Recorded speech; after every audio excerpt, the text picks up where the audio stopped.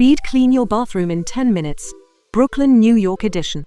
Keeping your bathroom fresh in bustling Brooklyn, New York doesn't have to be a time-consuming chore. Follow these quick steps to get your bathroom sparkling in just 10 minutes. 1. Clear clutter. 1 minute. Quickly remove items from countertops, sink, and tub. Toss any trash and neatly store products away. 2.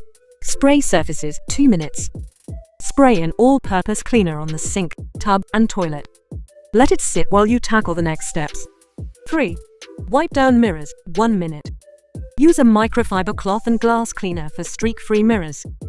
Clean mirrors make the space look instantly tidier. 4. Scrub the toilet. 2 minutes. Give the toilet bowl a quick scrub. Wipe the seat and handle with disinfecting wipes for a fresh finish. 5. Wipe sink and tub. 3 minutes. Return to the sprayed sink and tub, wiping them down thoroughly. Focus on high-touch areas for a fresh, sanitized feel.